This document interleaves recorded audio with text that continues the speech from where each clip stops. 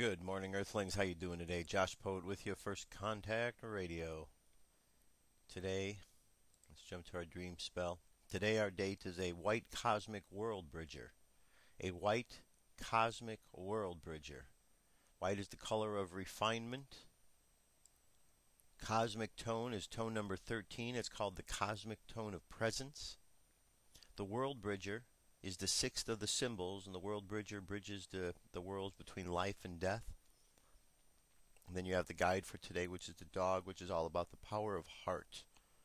The phrase for today is I endure in order to equalize transcending opportunity. I seal the store of death with the cosmic tone of presence. I am guided by the power of heart. On the Gregorian calendar, it is Thursday, October 6, 2011. Alright, so some of you may wonder why I read off this dream spell every day if you're new to the show, and what the dream spell is. I think it's probably time that I do a show on that particular subject. Again, basically it is the Mayan calendar. However, it is something that is a little bit more advanced than just the Mayan calendar because it adds some other elements to it. Jose Arguelles was the one who put the dream spell together, and it was based on information of the old Mayan calendar with some of the new cosmic insight of the Mayans that he brings to the table, and that's what it is. Now there's a little difference in the way the interpretations are, or the final dates are different than the long count. There's a little difference. Jose Arguelles looks at the date of the 21st of December 2012 as an important date when the galactic calendar and the time shifts, whereas Carl Kellyman is looking at October 28, 2011 as the date. Well, there's some discrepancies between the two of them, but it seems that in the long run they've come to determine that one is like the beginning and closing of a cycle. So we're about a few weeks till we get to this big change that's ahead, whatever it might be, and certainly going from one calendar system to another, or the ending of the great cycle, certainly is quite intriguing, and we're going to see what's going to happen because it's been something we've heard about for quite some time. Alright, enough rambling on. Let me jump over to Dirk. Dirk is going to do a story for us today about money. Dirk, over to you. Hey there, boys and girls, children of all ages. It is time for the Cosmic News with Dirk Bradshaw. And tonight, most people don't spend much time wondering what money is. Their major concern is how much they have and how to get more. Usually, the question of what money is arises only when money ceases to function properly. And since it seems like those times are here, we're going to discuss tonight what money really is. We all have different ideas of what it is and how to spend it, but tonight we are going to find out really what money is. Stay tuned! You definitely need to know this.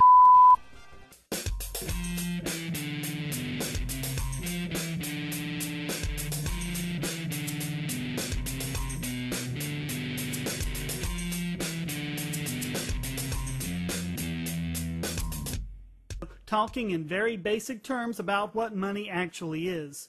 I finally realized this had to be done when the amazing atheist proffered the myth in a recent video. Now, the line fed to us by the Ron Pauls and Alex Joneses of the world is that we traded our real wealth, which is gold, for fake wealth, which is paper money. But of course that doesn't make any sense, because it's all just a matter of human value perception. It's only valuable because human beings perceive it to be valuable, just like paper money is only valuable because human beings perceive it to be valuable. Nothing could be further from the truth, but to see why, we have to take a look at what money actually is. Without money, you're left to barter. If you have a dairy cow, you can milk your cow and then go and offer the milk as payment for something that you need.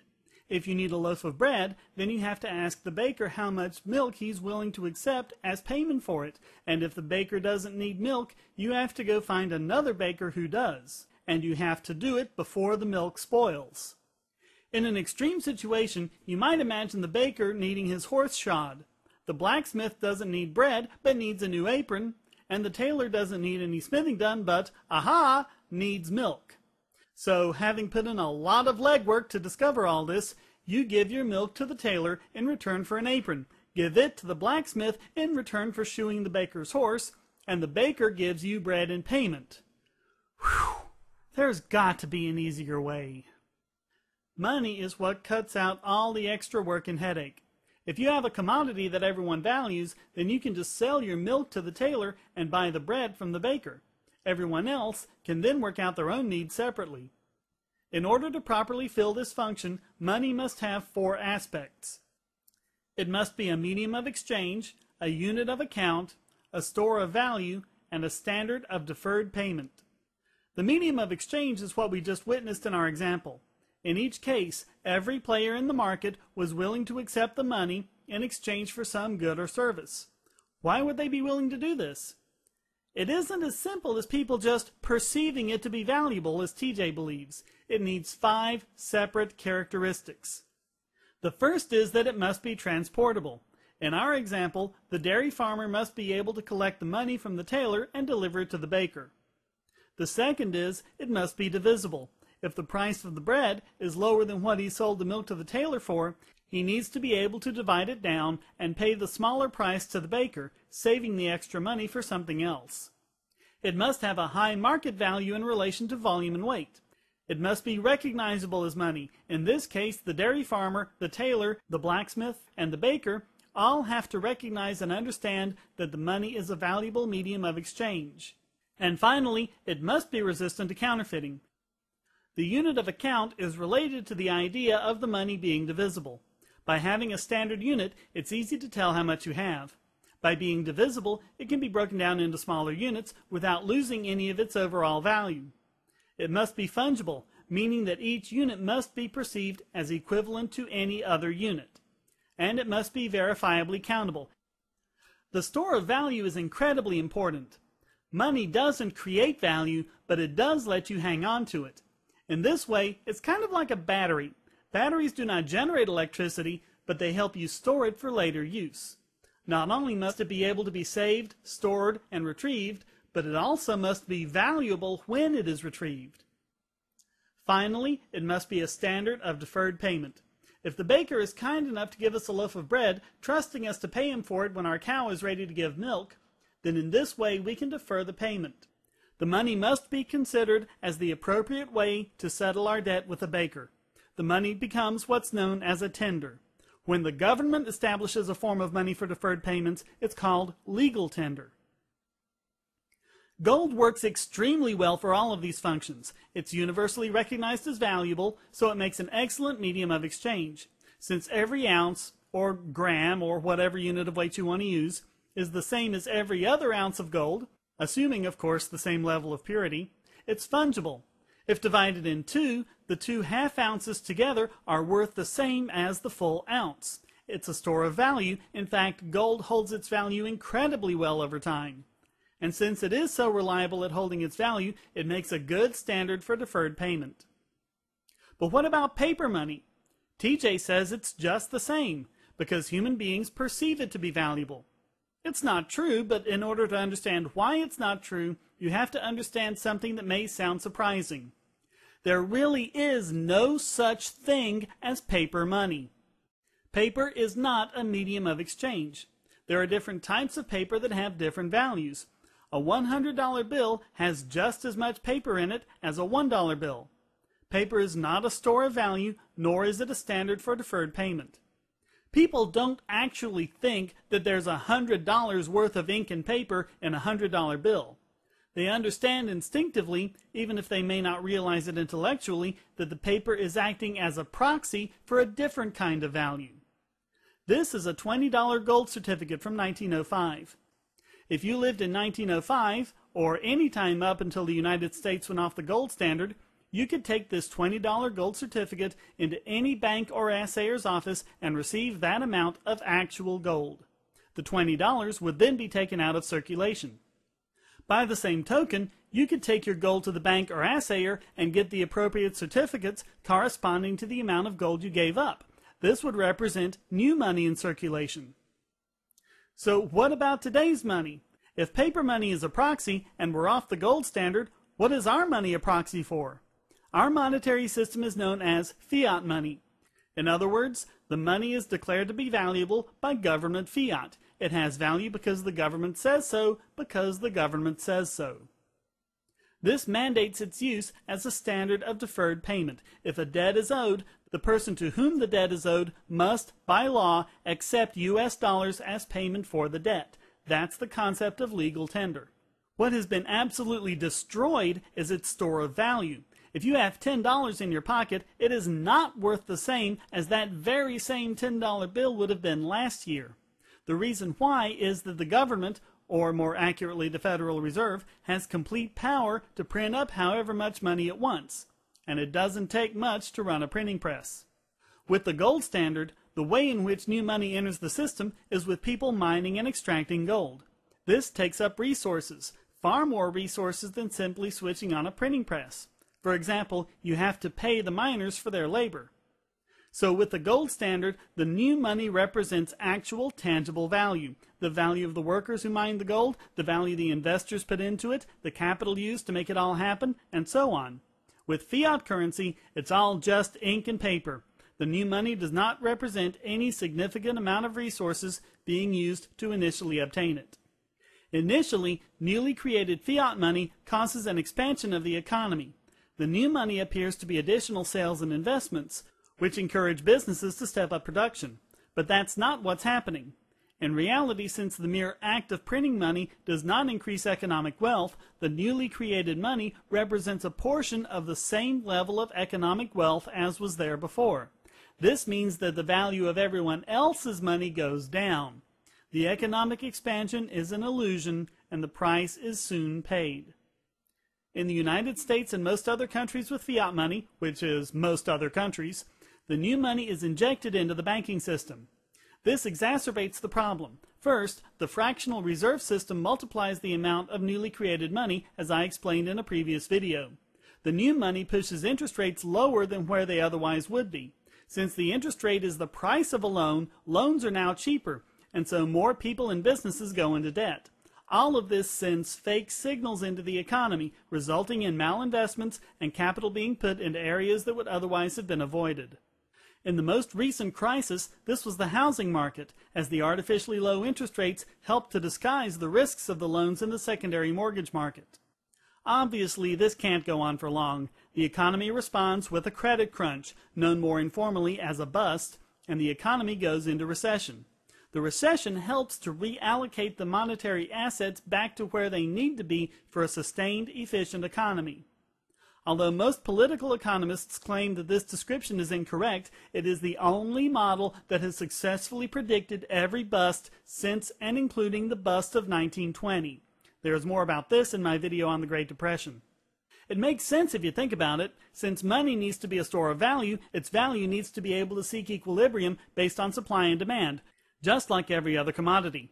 Again, the only way new money can be created in a gold standard is to spend the resources to mine new gold. But people are only going to do that if the money they create by mining the gold is worth more than the resources they put into it. So this serves as a protection from money getting too valuable and causing deflation. Conversely, if money starts getting less valuable and threatens to cause inflation, more people are going to trade in their money for gold, taking it out of circulation and thus arresting the inflation. As the value rises again, they may trade their gold back for more money, keeping the system in balance. But with fiat money, there's no consequence for the government printing however much they want. Printing a note, whether it's $1 or $100, costs 3.5 cents. If you could get an instant $100 return on an investment of only 3.5 cents, wouldn't you do it? A lot? Oh, man, I can't believe it's over. Where does the time go? Well, I see the fat lady's off the stage. She's looking right at me. It's time for me to go put her to bed. I hate goodbyes. So instead I'm going to say, until we meet again, I'm Dirk Bradshaw for the Cosmic News. Wake up. What if our government was responsible for some of the greatest crimes against this nation? Would you really want to know? These are big questions, but these questions deserve answers. It's time to demand the truth. People should not be afraid of their governments. Governments should be afraid of people.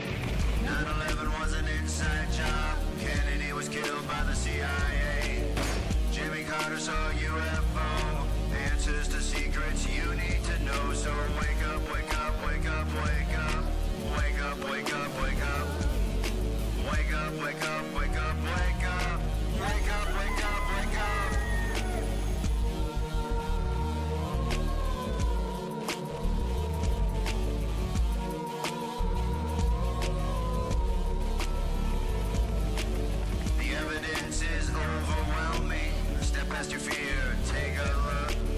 Illuminati lies keep growing, but they're illusion from your eyes. And wake up, wake up, wake up, wake up.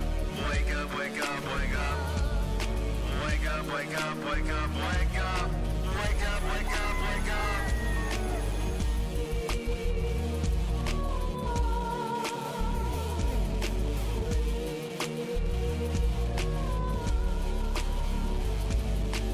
What would our founding fathers say if they were alive today? Must be turning in their graves. Redcoats are coming, Big Brother's watching. Wake up, wake up, wake up, wake up. Wake up, wake up, wake up. Wake up, wake up, wake up, wake up. Wake up, wake up, wake up.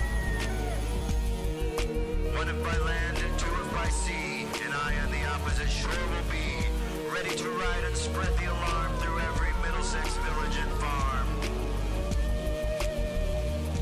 Whenever any form of government becomes destructive of these ends, it is the right of the people to alter or abolish it. When a long train of abuses and usurpations, pursuing invariably the same object, evinces a design to reduce them under absolute despotism, it is their right, it is their duty to throw off such government and to provide new guards for their future security.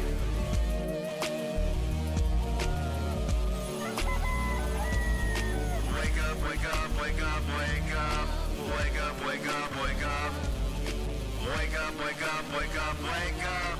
Wake up, wake up, wake up. Wake up, wake up, wake up, wake up. Wake up, wake up, wake up. Wake up, wake up, wake up, wake up. Wake up, wake up, wake up. Patriots arise. It's time to demand the truth.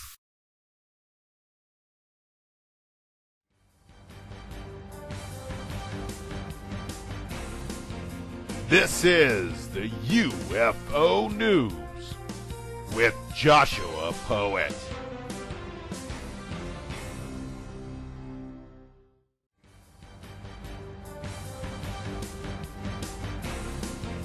This is the UFO News with Joshua Poet. Alright, first sighting comes to us today, friends, from Russia. And what we've got here, let's go over to this.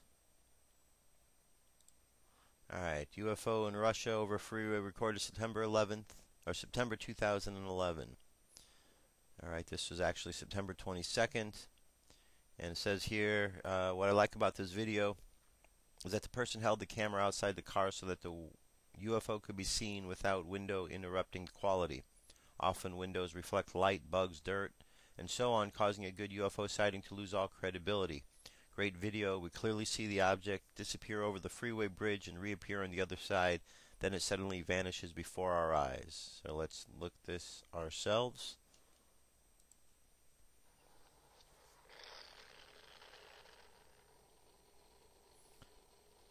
Alright.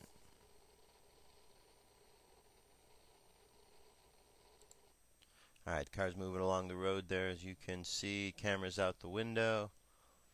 And we're going to be seeing this object, I'm guessing momentarily, right in the middle of the screen somewhere. There it is, okay. Let me stop this right here. Here's where we're going to be seeing it. We're looking at the tree line as a point of reference.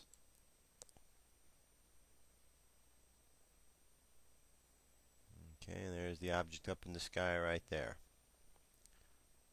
Very interesting indeed. Kind of object we usually see, and we have seen another type of report. So there you have it. That's the first report. Our second report comes to us from China. UFOs are not just a one country situations taking place all around the world. This is recent in China. Here we go.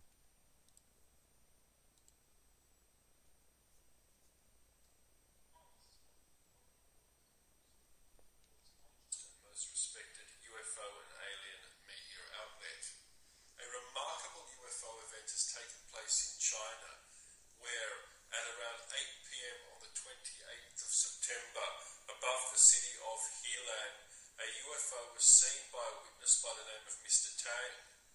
He noticed a large glowing ball shooting across the sky before morphing into a far more unusual formation and then disappearing altogether. At least 7 other witnesses have reported seeing the event as well. While no videos have emerged of the object, a number of photographs have, and here they are. The first photograph shows the object in its initial form, and the second shows the object after it morphed. Take a look at these.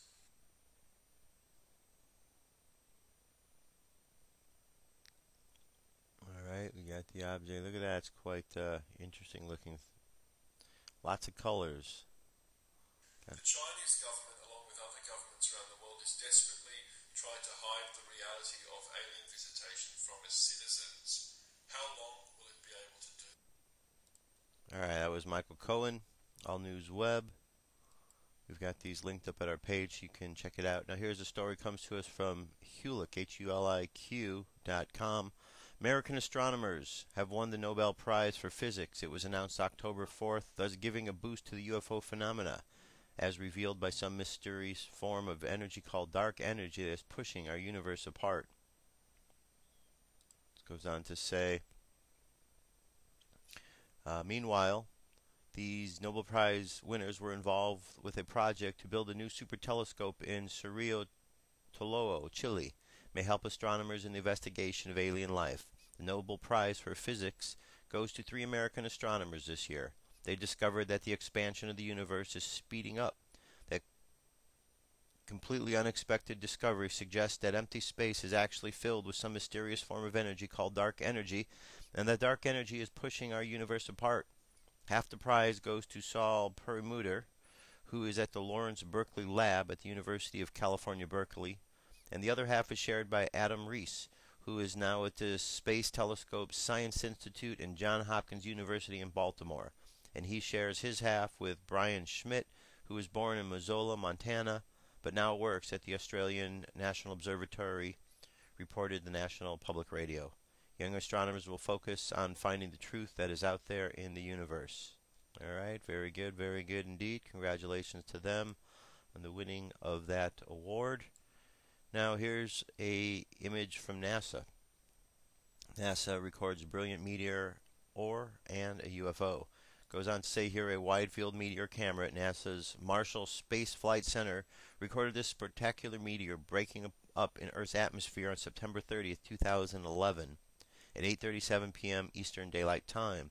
Also visible is a star-like object moving slowly toward the upper middle of the field of view, the upper stage of the Zenit booster that launched the Russian Cosmos 2219 intelligence satellite back in 1992. Alright, this goes quick.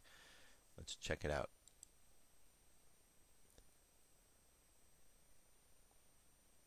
Alright, I'll freeze it when we come to it. Alright, there's this object right here. Alright, this is the object. Now I'm guessing this is going to be it here.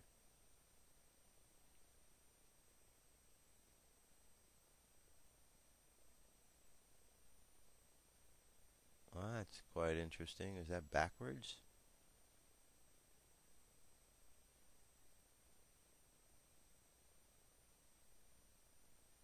Alright, I'm not quite certain exactly what that was we were looking at there, but that was quite interesting indeed. Bright meteor, and there was some other bright light attached to it later at the end. You saw that. So we've got the link up at our page. You could check it out further, see what you think. And one last story here. Alien human abduction in Southern California.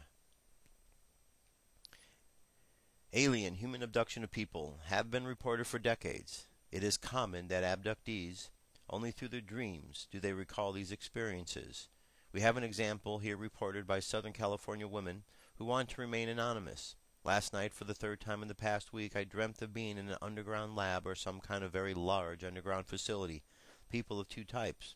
One type was 8'9" tall alien, and the other was human-like, who can communicate using their minds. I feel like I'm going crazy. They were very calm and loving. There were dozens of windows in the rock where the humans would live, and they would open up the rock. I would wake up and fall back into the same dream. I have noticed new skin marks and 2 tiny new scars.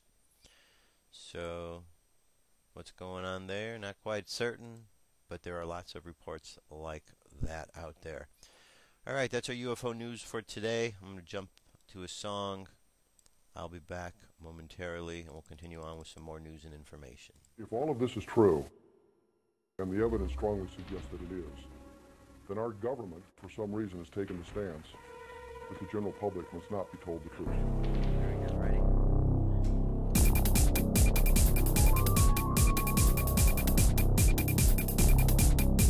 Did we really go to the moon?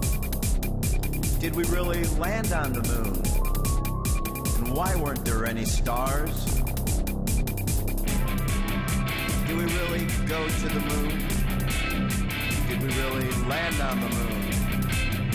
And why weren't there any stars? Why weren't there any stars? July 20, 1969, 3 astronauts embarked on a historic mission to the moon. On Earth, millions of people gather together to watch it live on TV. Did we really go to the moon? Did we really land on the moon? And why weren't there any stars? Some say the whole thing was a fake, that we didn't have the technology yet to accomplish this feat. And in haste to win the Cold War, created one of the greatest hoaxes of all time. Did we really go to the moon? Did we really land on the moon? And why weren't there any stars? Did we really go to the moon? Did we really land on the moon? And why weren't there any stars? I know why there's no stars. The aperture's in the camera. That's an easy one. But there's lots of good questions around the moon landing, because the photographs that came back were not, well, they were doctored, basically. They were not actual pictures, and so it leaves a lot of questions. Why were the pictures doctored? And we know they're doctored. All you got to do is go and do some lookups, and you can find there were cross markings on inside the camera. They would have had to been on the pictures. There were objects in the pictures in front of the crosshairs, which means somebody used photo manipulation programs in order to be able to do that. So, if nothing else, those pictures were faked. Why did they fake those? Were they destroyed because of the radiation? Or was there something else? Did they discover something on the moon they didn't want others to talk about? Now we have all the stories of the moon bases, so lots and lots of more information on the subject is out there. All you got to do is search. Alright, we're going to start things off here with our solar weather for today, or our space weather. Solar wind, you can see it's really low, 378 right here, 0.1 kilometer per second. Our planetary K index, it's only a 1, which is quiet, is expected to get up to 5 within the next 24 hours. And we go down to our forecast. We do have a 40% chance of having some sort of M-class flare. However, the chance of having an X-class is very low, only 1%. And if we look down here further, having an actual geomagnetic storm, we're talking about 20% chance now. It was 45 yesterday, it went down. In higher regions, it's a little bit higher, but we're not really anything severe that we need to be overly concerned about. I believe that we talked about this yesterday, the Dragonoid meteor outburst. Forecasters say Earth is heading for a stream of dust from comet 21P Giacoboni-Zinner. A close encounter with the comet's fragile debris could spark a meteor outburst over parts of our planet on October 8th. So, look to the sky, you might see something quite interesting up there. Alright. Weather-wise, we haven't checked in with Dutch Sins for a while. We're going to do that right now. And what's going on? It's got a report of tornadoes in Texas, snow out west, crazy, crazy weather.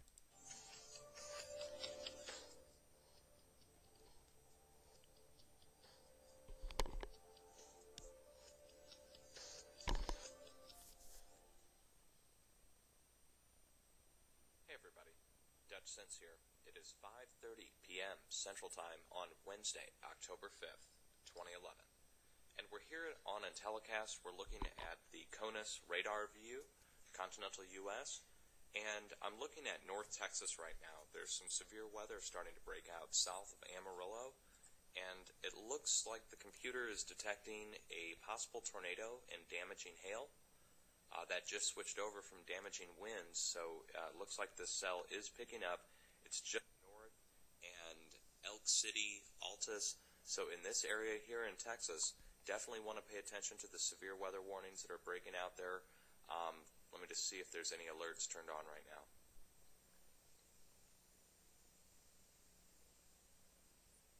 Okay, well, the National Weather Service has no severe weather alerts posted for the area. So there you have it, folks. It's a strong cell outbreak without any alert warning issued, so the people in the area may not know that that's a damaging cell.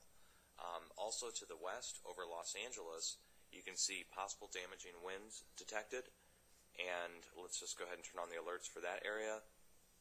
And there are no alerts issued for this area either by the National Weather Service, at least that are picked up through the Intellicast feed. Normally you'd see like a yellow box indicating strong cell thunderstorms or strong thunderstorms predicted if there were any. Now you'll also see a lot of blue and pink in here. That indicates snow and ice at higher elevations. So this low pressure system is sitting here off the west coast. Here we go. And as it sits here and spins, it's pulling this cold air down from the north, and that of course is going up to higher elevation and giving us the first snows of the year over a large area. So you're getting areas in Nevada, areas in Utah, areas in California, Oregon, Idaho. Basically the whole west is receiving some amount of snow at higher elevations. That's pretty interesting for this part of the year. Normally you see it a little later in the year.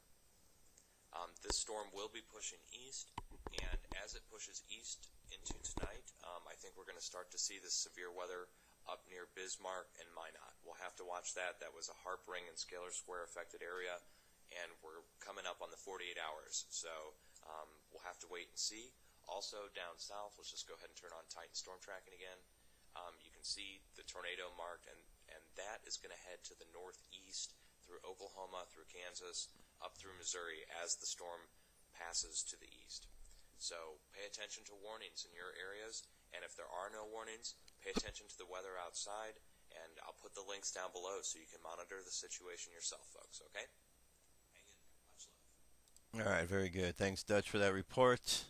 Okay, so now you know what's going on with the weather. We do have really weird, wacky weather these time of year, don't we? I mean, we always have strange weather throughout different times, but, you know, it's kind of weird, kind of wacky. Definitely paying attention, stories like that.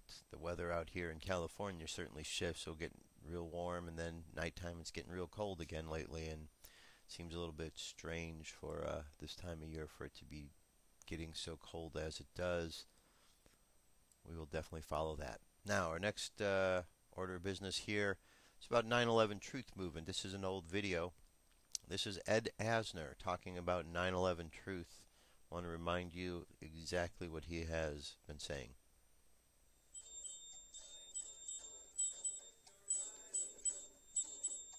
This is from May 25th, 2004.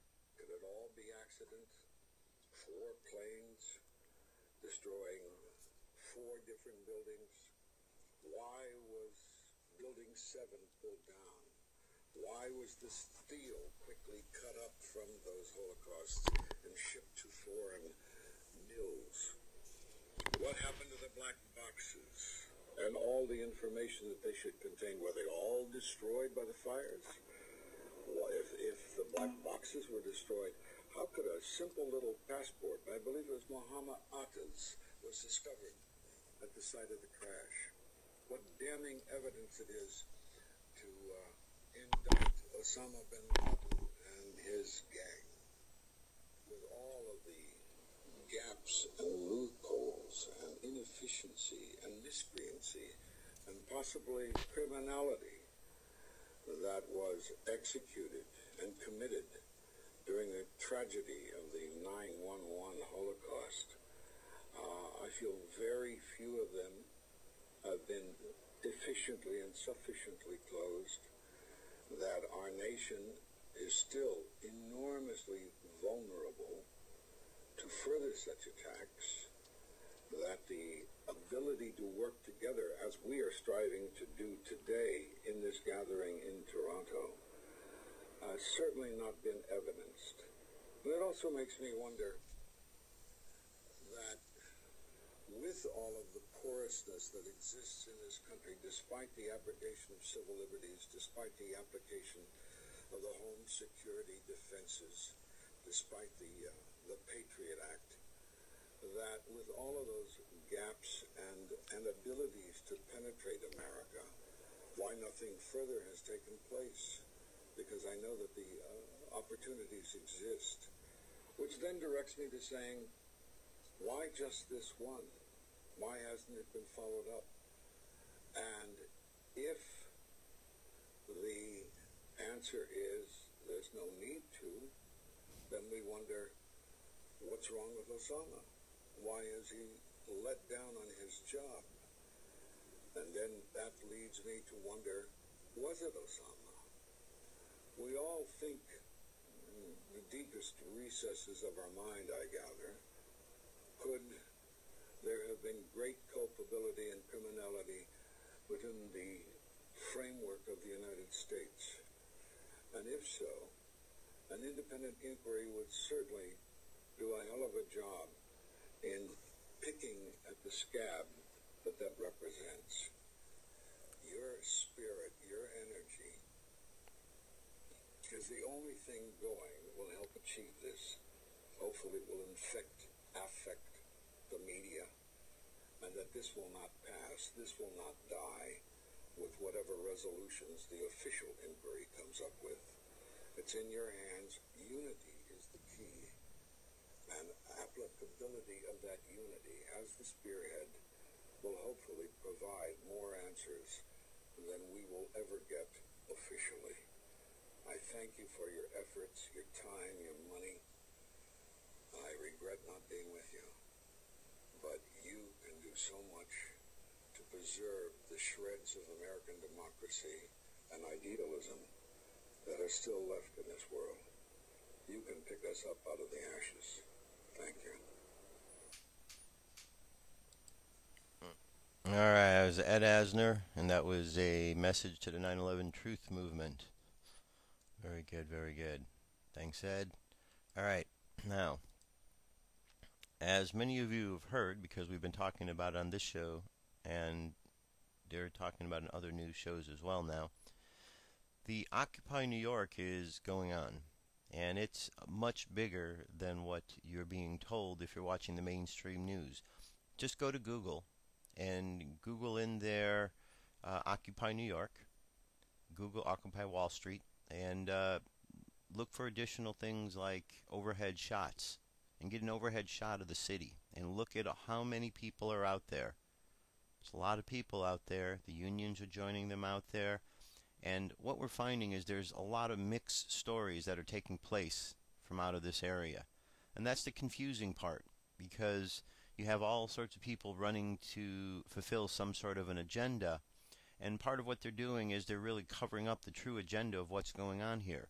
This whole issue is about the corruption that's going on in this country and around the world, for that matter. Now, in this country, people have been lied to over and over and over again. The media has been complicit in these lies over and over and over again. So that makes them just as guilty as the very terrorists that they are supporting, because they are supporting the terrorists in their lies.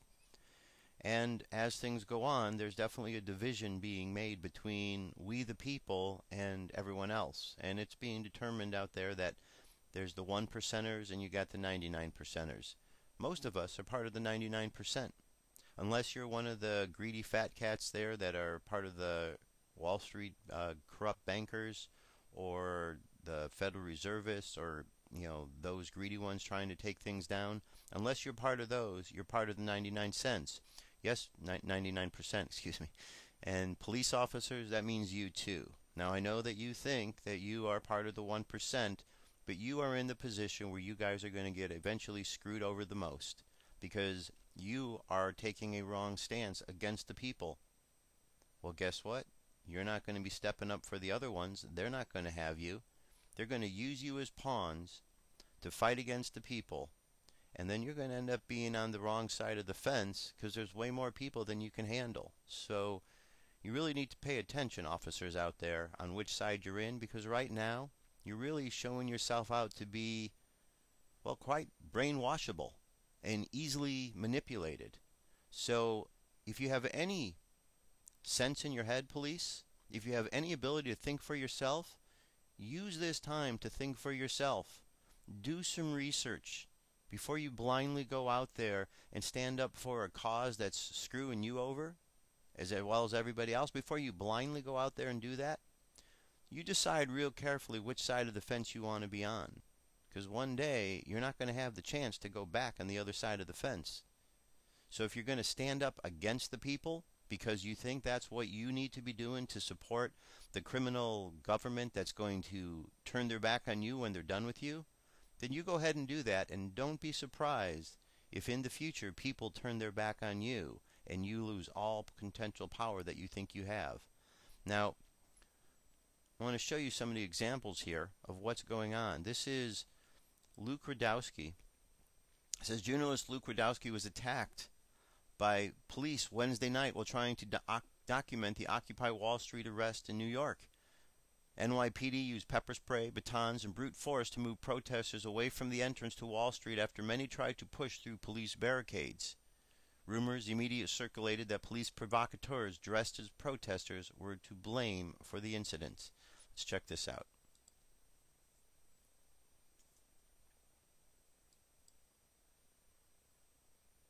All right, quick reload. There we go.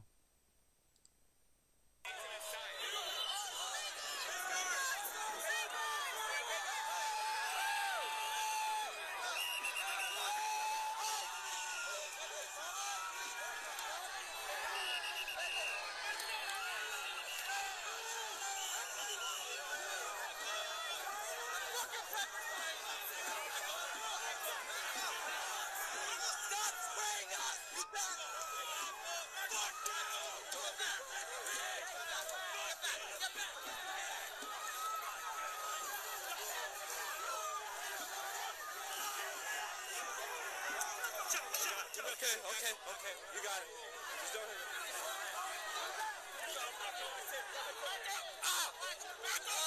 What the fuck are you fucking motherfucker. I'm a fucking journalist, you motherfuckers. You're in the middle of a football field. I don't know that.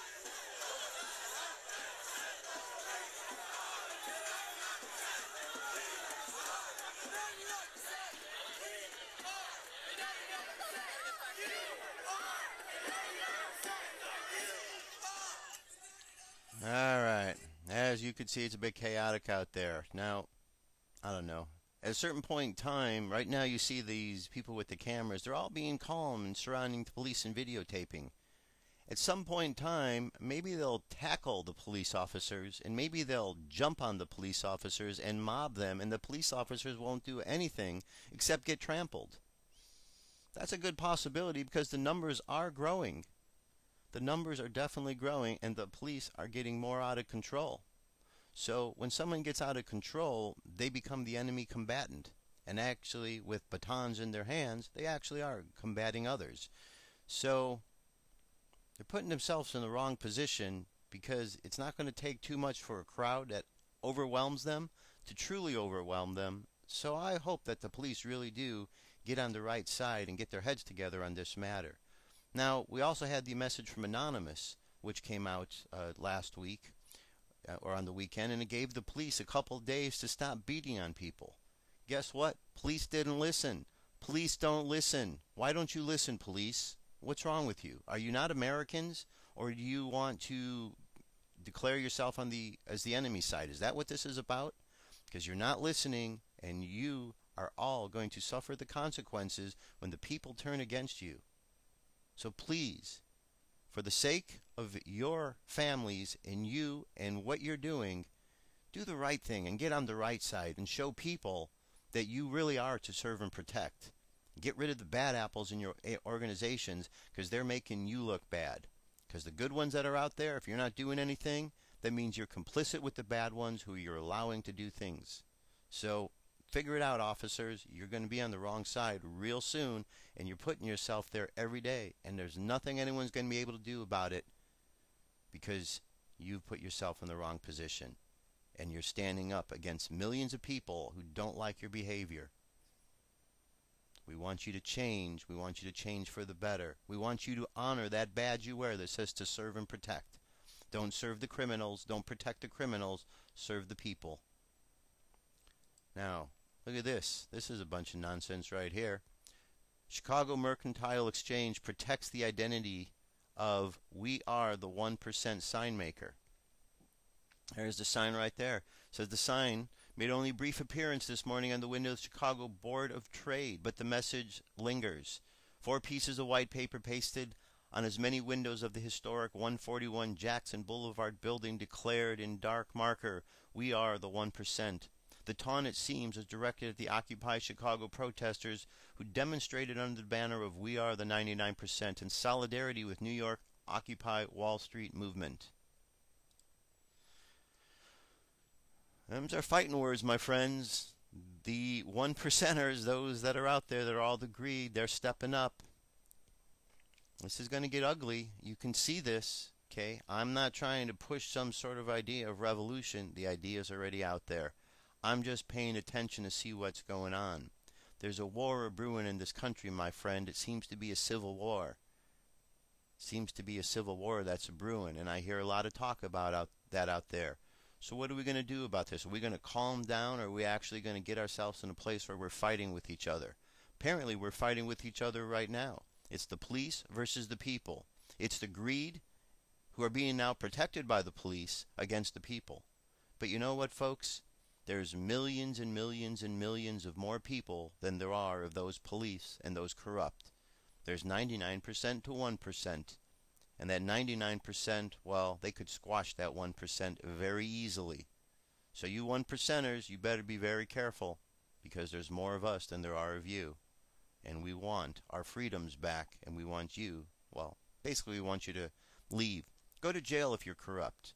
We don't care where you go. Just get out of our way, because you're causing problems. Now, there's that other, hold on, I just dropped this one here I want to bring up. Alright, never mind. Never mind. Okay. Here's a story, just like I was talking about. Brick in the wall. Cops doing bankers' bidding. I want you to check this out. This is exactly what I'm talking about. Corrupt police. Back to our top story, the Occupy Wall Street protests in New York and the U.S. To talk more about the situation and what it all means, joining us now is Stephen Lenman, who's an author and a blogger. Thanks for being with us. Stephen, what do you think the outcome of these demonstrations will be? Well, I've been watching them very closely. I've written about them. I plan to write more about them. I'm hopeful, but I'm very concerned at the same time. They have wonderful issues they're trying to address. They're all important, but they'll accomplish nothing except cosmetic changes unless they go after the sole core issue. The sole core issue is very simple. It's the power of money in private hands to make more of it at the public's expense. Can I tell you some very important things? And they need leadership. They need committed leadership, city by city. This is spreading all over the country. I haven't seen anything like this in 40 years. This may have legs if they do it right, but so far they're falling short. Let me mention a couple of very important things. On July 4th, 1776, Thomas Jefferson, America's third president, was the lead writer of America's Declaration of Independence. He said in it that the government guarantees unalienable rights to all its citizens. And he said, I'll quote him,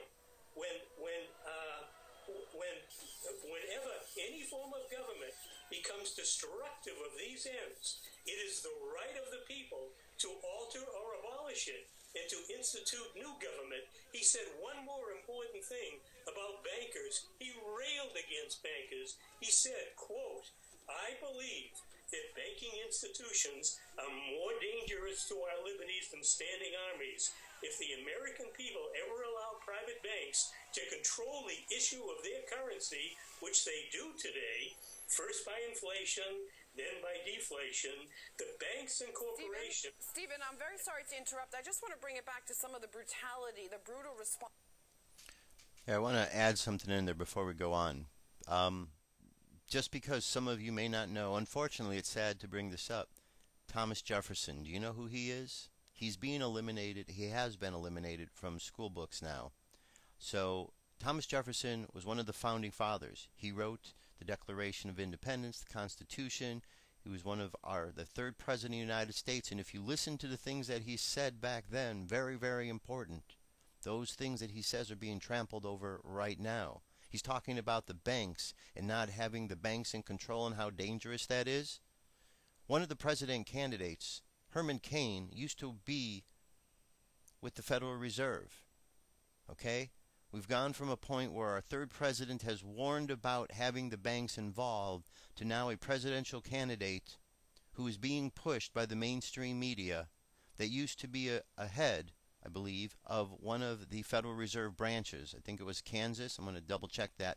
But here he was, a head of one of these branches. This is a guy running for the office of the president who was connected with these private banks that the president, Thomas Jefferson, warned about. The very president who's being removed from the books because he talks about such things as warnings against banks and things like revolution. Let's continue on. Streets in New York. Do you think that will stop the activists or simply provoke more action?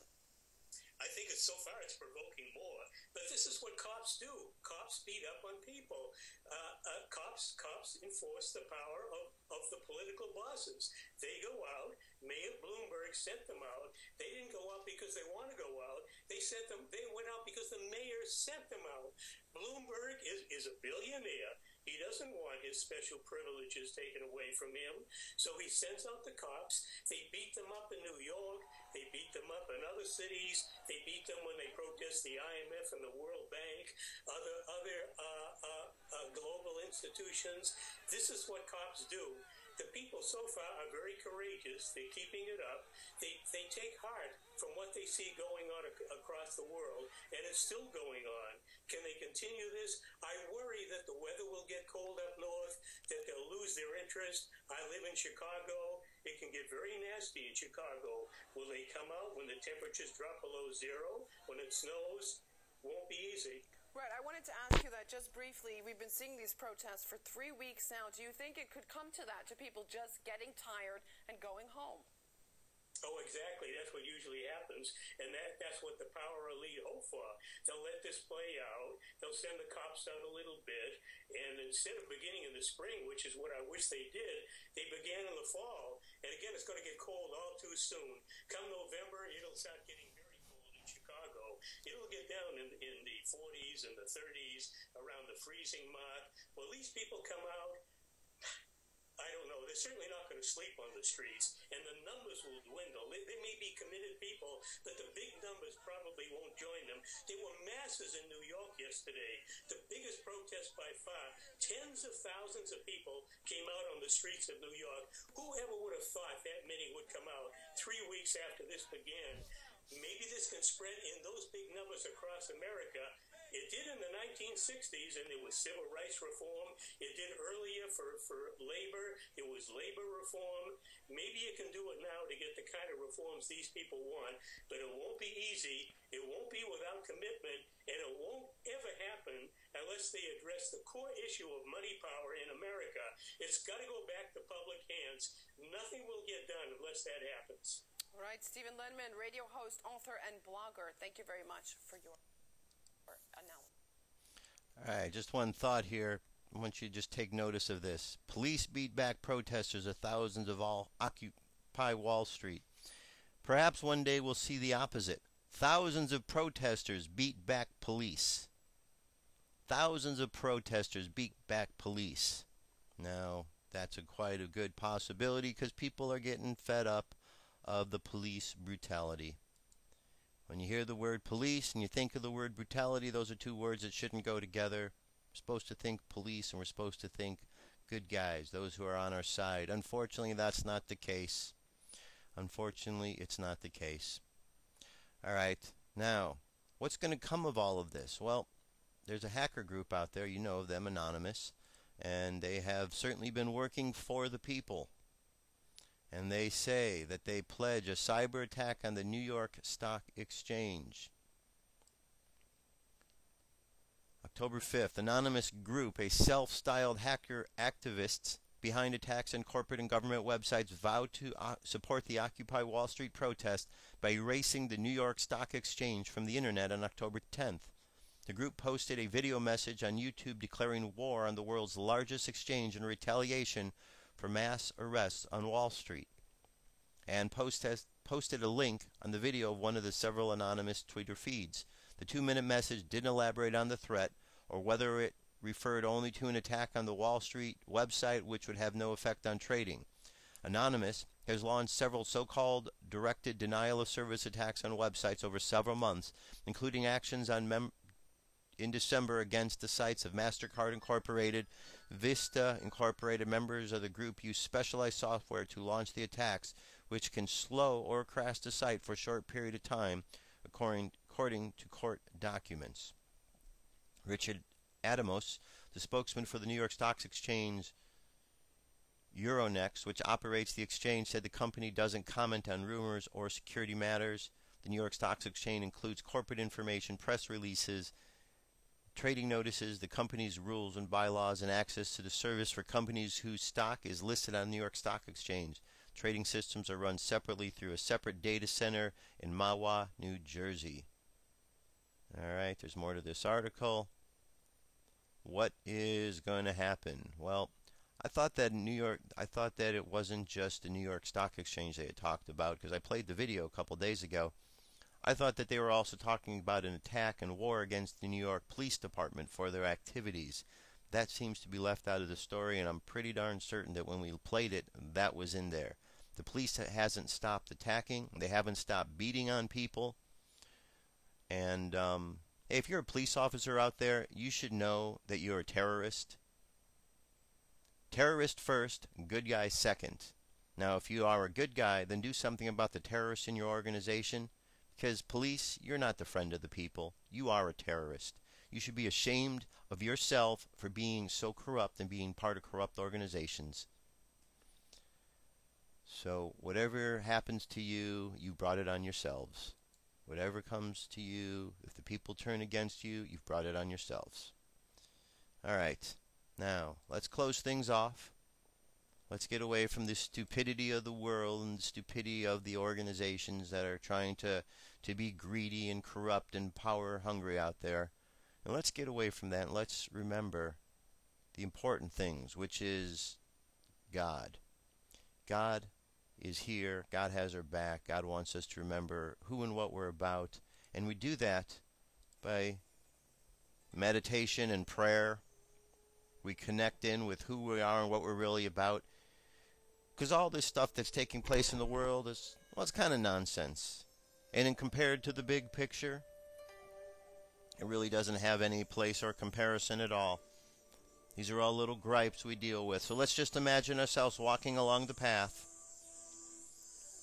Let's see ourselves walking along the path. And I want you to imagine that there are all sorts of others on the path. And along the way, as we are walking, we see people pushing and shoving. And we see other people remaining calm and watching others pushing and shoving. And in the crowd, we see greedy people. We see people lying. We see people cheating. And the thing that amazes us the most is that this lying, cheating, stealing ideas comes from the very ones who are providing examples. So as we're walking along the path, imagine that we realize the lies are coming to us from those who are supposed to be teaching us. And we decide this is the time to cut off those lies and look at the real truths of life. So just imagine along the path all of those that are pushing and shoving just disappear. Imagine all those that are lying just disappear. Imagine all those that you see cheating, stealing, and causing problems just disappear. And pretty soon you look at the path, and on the path are good people. There are no corrupt politicians. There are no more police officers. There are no more problem makers. The greed of Wall Street is gone, and people are standing together in unity. And in a clear thought, people are able to find the solution to the problem. And without the troublemakers around, the corrupt politicians and the corrupt police officers and the corrupt and greedy Wall Street bankers, without all of these problems around, people are able to solve and come up with solutions very easily. And as we come up with the solutions, we realize how easy it is. That all we had to do was to step past the lies and the cheating and the stealing and the corruption, and there is the answer right in front of us. So let us go deep inside ourselves, my friend, and find that strength. Find that strength to stand up against the lies in our lives, to stand up against the corruption in our lives, and to stand up against those cheating in our lives. Let us find the strength to stand up against the greed and the injustices in the world, my friends. For there is one thing that the Spirit of God has given us, and that is the spirit of strength. And we use this spirit of strength to stand strong and believe in the word of the creative spirit flowing through us, which is a spirit of love. And as we walk along the path with the spirit of love, we feel strengthened, re-energized. And let us share this love with the world as we send it around the entire planet. There's just green light all around the planet. Send it down into the planet, send it up above, and watch all those beings on the planet that are unable to hold the idea of love because they are so corrupt and dark. Imagine the love just takes them and dissipates them from the planet. And the planet itself sparkles and shines with love. And the world is a better place. Think a good thought for everybody in the world now, my friends, as we bring ourselves back to the present moment. Let's do so on the count of 3. 3, coming back to the present moment filled with confidence. 2, coming back to the present moment filled with faith. And 1, coming back to the present moment happy, healthy, and whole. Happy, healthy, and whole. And that is the end of our prayer and meditation for today, my friends. That's the end of our show. Go out in the world today and be strong, my friends. Find a way to find the strength within you. That strength and love are very closely connected, so when you find one, you'll find the other not far behind it. Have a great day. It's been a pleasure as always. Dirk and I will be back with more news and information tomorrow. Till then, be safe. Talk to you soon. Peace. I'm out of here.